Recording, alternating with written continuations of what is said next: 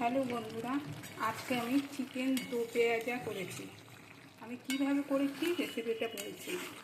প্রথমে আমি মাংসটা তো ধুয়ে নিয়েছি। তারপর আমি কড়াইতে তেল গরম করে গরম মশলা, তেজপাতা, শুকনো লঙ্কা ফোড়ন দিয়ে পেঁয়াজ কুচি দিয়েছি। আজকে কিন্তু আমি পুরো পেঁয়াজটাই কুচি করে দিয়েছি। পেঁয়াজটা হালকা ভাজা ভাজা হয়ে গেলে, কিছুটা ভাজা ভাজা হয়ে গেলে তারপর আমি চিকেনটা দিয়ে দিয়েছি। চিকেনটাও একটু পেঁয়াজের সাথে তেলের সাথে একটু ভাজা ভাজা হয়ে গেছে। তারপরে আমি মশলা দিয়ে দিয়েছি, নুন, হলুদ, জিরে গুঁড়ো, ধনে গুঁড়ো, কাশ্মীরি লঙ্কাটা আমি একটু বেশি করে দিই, যেহেতু আমি কাঁচা লঙ্কা ইউজ করি।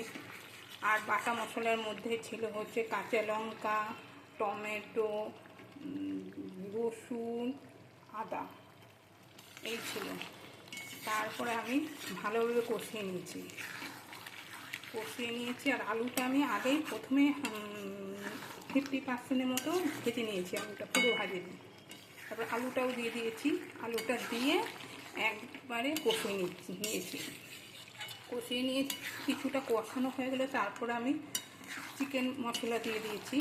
চিকেন মশলা, একটু গরম মশলাও দিয়ে দিয়েছি। এই যে দেখো, ভালোভাবে। আজকে কিন্তু আমি জল ইউজ করিনি, যখন মশলাটা দিয়েছি তখনই মশলা বাটিটা ধুয়ে যেটুকু জল দিয়েছি। এই দেখো চিকেন জল। এরপর আমি এর মধ্যে আমার হয়ে গেছে। এরপর আমি কসুরি মেথি একটু ছড়িয়ে নামিয়ে ফেলবো।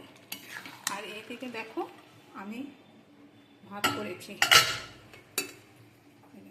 দেখো আমি ভাত করেছি। আর এদিকে চিকেন দো পেঁয়াজা করেছি। তাহলে তোমাদের কেমন লাগলো রেসিপিটা? যদি ভালো লেগে থাকে তাহলে লাইক, কমেন্ট, শেয়ার করতে ভুলো না। তাহলে আজকের মতো টাটা, আবার দেখা হবে আরেকটা নেক্সট ভিডিওতে।